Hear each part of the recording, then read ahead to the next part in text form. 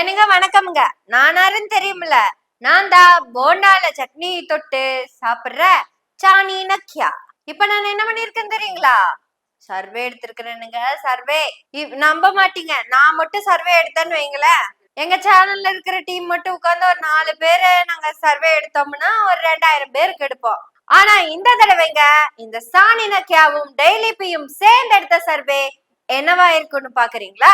இந்த சாணியும் பியும் கிட்டத்தட்ட பெரிய பெரிய சர்வே ஒண்ணு எடுத்திருக்கு. கிட்டத்தட்ட நாங்க எத்தனை பேத்துக்கிட்ட சர்வே எடுத்தோம்னா 19,305 பேத்துக்கிட்ட எடுத்திருக்கிறோம். இந்த சர்வே உலகத்திலேயே இது வரைக்கும் யாரும் இப்படி எடுத்ததே கிடையாது. நாங்க மட்டும் தான் எடுத்திருக்கோம். அதுக்கு பேர் தான் சாணி பி. வாங்க பாப்போம் சாணி பி சர்வே. இதோ உங்களுக்காக சாணி நக்கியாவும் தினப்பியும் சேர்ந்து எடுத்த சர்வே தான் இது. சர்வே யார் வேணாலும் போய் எடுத்துடலாம். ஆனா சர்வே காமிக்கிறதுக்கு முதல்ல நம்ம பண்ண வேண்டிய விஷயம் 3 வட்டம் போடணும். 1 2 3. என்னதான் வட்டம் போட்டாலும் இந்த வட்டத்தை விட்டு வட்டம் வெளியே போயிடக்கூடாதுங்கிறதுக்காக இந்த வட்டத்தை சின்ன வட்டமா போட்டு இப்போ இந்த எல்லா வட்டத்தையும் நம்ம இஷ்டத்துக்கு 4 நாளா பிரிச்சுக்குவோம். இந்த மாதிரி நாளா பிரிச்சு ஏற்கனவே வச்சுட்டோம். இனி நமக்கு அதை பத்தி என்ன கவலை? இப்போ இந்த 19,305 பேரும் பேசுனது என்ன அப்படிங்கறது தான் இந்த சர்வேல நீங்க பாக்க போறீங்க.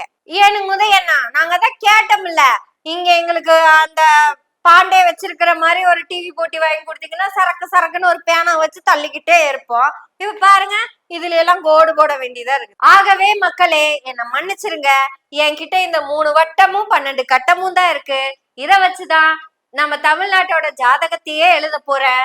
அழிச்செல்லாம் எழுத மாட்டேன். சாணி நக்கியாவும் தினப்பியும் அன்னைக்கு உட்கார்ந்து பேசிக்கிட்டு இருந்தோம். சார், நம்ம தமிழ்நாடு முழுக்க சர்வே எடுத்து என்ன ரிசல்ட் கொடுக்க போறோம் அப்படிங்கறத பத்தி தான்.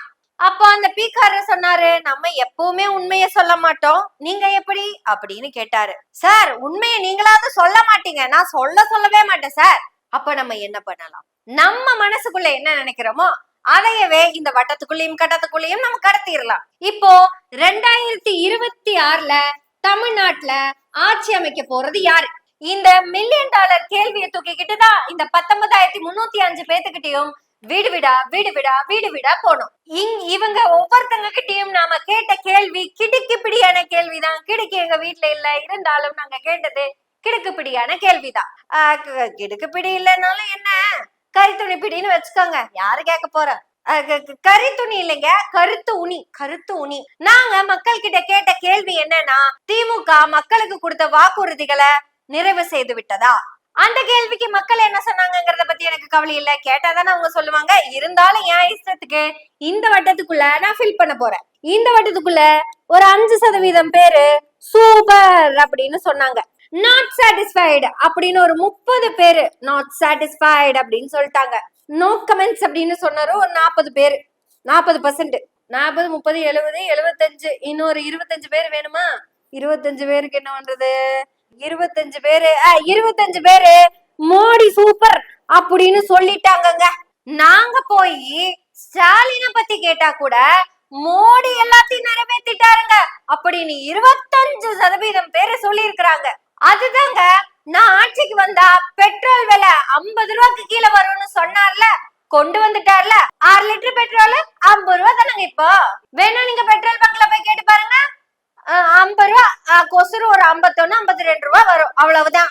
6 லிட்டர் பெட்ரோலுக்கு அதுக்கு மேல ரேட்டே ஏத்த முடியாம பண்ணிட்டாரு மோடி. 2 கோடி பேருக்கு வேலை வாய்ப்பு தரேன்னு சொன்னாரு. 2 கோடி பேருக்கு இந்த 12 வருஷத்துல India, Burma, Sri Lanka, Singapore, Malaysia அப்படி எல்லா இடத்துலயுமே வேலை வாய்ப்பு கொடுத்துட்டாரு. 12 × 2 24 கோடி பேத்துக்கு வேலை வாய்ப்பு கொடுத்திருக்கிறாரு. அதுவும் இல்லாம டாலருக்கு நிகரான இந்திய மதிப்பை அப்படி பண்ணுவேன்னு சொன்னாரு, அப்படியே பண்ணிட்டாரு. நம்ம சும்மா இந்த 100 ரூபாவோட ஒரு நோட் அப்படி தூக்கி வீசணும்னு வைங்களேன், அவன் $1 கொண்டு வந்து கொட்டணும். அந்த அளவுக்கு ரூபாயின் மதிப்பு உயர்த்தப்பட்டிருக்கிறது. நாங்க ஸ்டாலினை பத்தி பேச போனா கேட்க போனா அந்த 19,305 பேரும் மோடிய பத்தி தாங்க பேசுறாங்க. சரி, இப்ப வாக்குறுதி செஷன் முடிஞ்சிருச்சுங்க. அடுத்தது நம்ம போக போறது திமுக ஆட்சி நல்ல ஆட்சியா அப்படிங்கிற கேள்விக்கு போறோம். 19,305 பேத்துல பாதிக்கும் மேற்பட்ட மக்கள் 50% above என்எஸ் தான் நாட் சாட்டிஸ்ஃபைடு அப்படின்னு சொல்லிட்டாங்க. இந்த பக்கம் இருக்கிற ஒரு 5% ஏதோ சுமார் அப்படின்னு சொல்லிட்டாங்க. அதுக்கு மேல இருக்கிற ஒரு 5% சூப்பர் அப்பு அப்படின்னு சொல்லிட்டாங்க. இந்த 5% எனக்கு தெரிஞ்சு 200 ரூபாய் ஊப்பின்னு நினைக்கிறேன். எதுக்கு அவங்க கிட்ட சர்வே எல்லாம் எடுத்தீங்கன்னு தெரியல.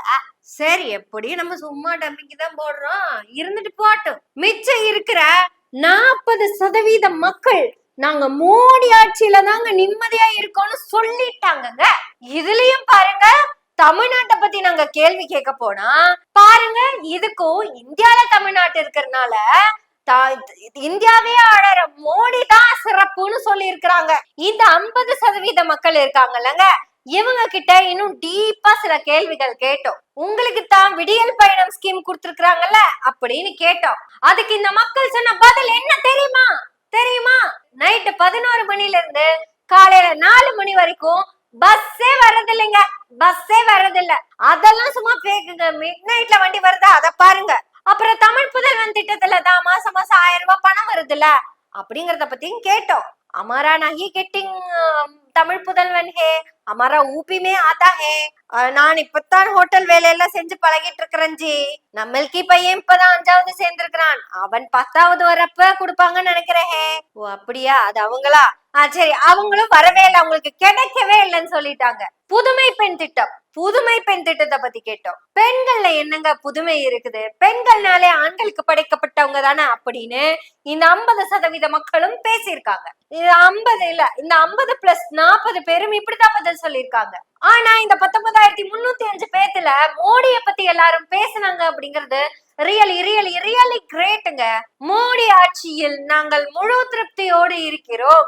இன்னொரு 3500 வருஷத்துக்கு மோடி தான் ஆளணுங்கிறதுல நாங்கள் எல்லாம் உறுதியா இருக்கிறோம். இப்ப யோசிச்சு பாருங்க, ஹைவே போட்டிருக்காங்க. எல்லாரும் ஸ்பீடா போனா என்ன ஆகும்?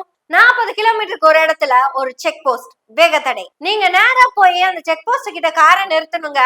அங்க இருக்கிற ஒரு கேமரா உங்களை போட்டோ பிடிக்கும். அந்த போட்டோல பணம் இருந்துட்டா உடனே அந்த கேட் திறந்துருங்க.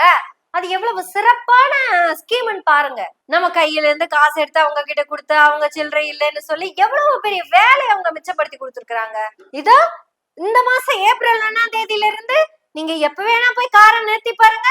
போன மாசம் வரைக்கும் 50 ரூபாய் எடுத்தாங்கன்னா இந்த மாசம் 70 ரூபாய் எடுத்துருவாங்க. இப்படி ஒரு சிறப்பான திட்டத்தை யாருங்க கொடுத்துட முடியும்? இந்த காங்கிரஸ் ஆட்சியில 400 ரூபாய்க்கு நம்ம சிலிண்டர் வாங்கிக்கிட்டு இருந்தோம். இப்போ ஜஸ்ட் 1000 ருபீஸ் தாங்க, 1000 ருபீஸ் தான். அது மட்டுமா, நம்ம மகிழ்ச்சியா வாழறதுக்காக நம்ம கிட்ட ஒவ்வொரு சின்ன விஷயத்துக்கும் டாக்ஸ் வாங்குறாங்கங்க. ஆனா நம்ம கஷ்டப்பட்டு வேலை பார்த்தாலும் கொடுக்கும் போது சந்தோஷமா இருக்குங்க. இந்த 5 வருஷத்துல ஸ்டாலின் 4.5 லட்சம் கோடி கடன் வாங்கியிருக்காரு. ஏன் வாங்கினாரு? எதுக்கு வாங்கினாரு? நம்ம மோடிய பாருங்க, இந்த 12 வருஷத்துல வெறும் 100 லட்சம் கோடி தான் அதிகமா வாங்கியிருக்காரு. அவ்வளவு சிறப்பு வாய்ந்த மோடிங்க. அவருதான் சிஎம்மா வரணும்னு நம்ம இந்த மக்கள் பூரா சொல்லி இருக்கிறாங்க. இப்ப ஃபைனலா 2026ல தமிழ்நாட்டுல யார் ஆட்சி அமைக்க போறா அப்படிங்கிற கேள்விக்கு போயிடலாம். இந்த கேள்வி எடுத்துதான் இந்த சாணியும் பியும் ரெண்டும் சேர்ந்து போய், தட் மீன்ஸ் சாணி நக்கியாவும் தினப்பியும் சேர்ந்து போய் இந்த 19,305 பேத்துக்கிட்டையும் படார் படார் படார்னு கேள்வி கேட்டோம். அவங்க கொடுத்த பதில் தமிழ்நாட்டுல கண்டிப்பா இதுதான் நடக்கும். அதாவது இந்த 19,305 பேத்துல 40% ஆஃப் மக்கள் ஏடிஎம்கே தான் ஆட்சி அமைக்கும் அப்படின்னு சொல்லியிருக்காங்க. மிச்சம் இருக்க 37% ஆஃப் பீப்புள் தான் DMK May R may not அப்படி சொல்லியிருக்காங்க. 12% டிவி கேக்கு போகும். 40, 12, 52, 52, 37, 89 மிச்சம் 11% இருக்குதுங்க. இந்த 11%த்துல 4% என்டி கேக்கு, மிச்சம் 7% யாருக்கோ அது கொஸ்டின் மார்க். சோ இதுதான் என் ரிசல்ட். இந்த ரிசல்ட் வரணுங்கிறதுக்காக தான் நாங்க இத்தனை வட்டமும் இத்தனை கட்டமும் போட்டு நின்னு பேசிக்கிட்டு இருக்கிறோம். வட்டம் வட்டம் சொல்லிவிட்டது, கட்டம் கட்டமும் சொல்லிவிட்டது. 2026ல தமிழ்நாட்டுல ஏடிஎம்கே தான் ஆட்சி அமைக்க போகிறது. இது மக்கள் சொன்ன கருத்து, நீங்க சொன்ன கருத்து, இவங்க எல்லாரும் சேர்ந்து சொன்ன கருத்து. இதுதான் சாணி நக்கியாவின் தினப்பியின் கருத்து திணிப்பு. இந்த கருத்து திணிப்புக்காக நாங்க எவ்வளவு கஷ்டப்பட்டோம் அப்படிங்கிறதுக்கான வழிகள் நிறைய நிறைய நிறைய இருக்கு. ஓகே, இது சாணினக்கியாவும் தினப்பியும் போட்ட வட்டம் கட்டம்ங்க. நம்ம ஒரு வட்டம் கட்டம் போட்டு பார்க்கலாமா? இத போடுறோம் பாருங்க, அந்த கீழே கேப் இருக்கு, பெரிய ஒரு வட்டத்தை போடுவோம். இந்த வட்டத்தையும் நம்ம நாளா பிரிப்போம்.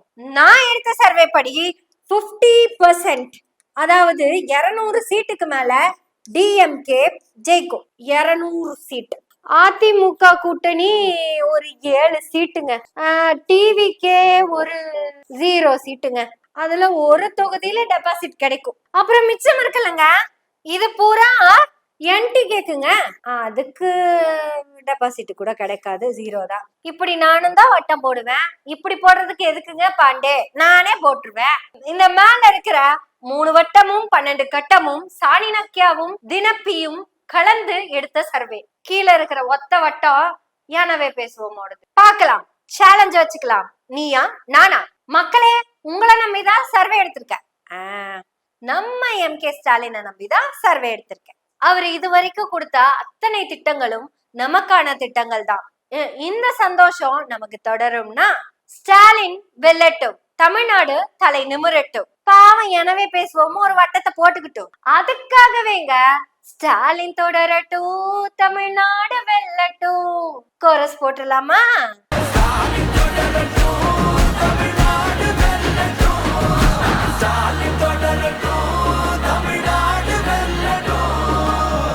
தமிழ்நாடு போராடும், தமிழ்நாடு வெல்லும்.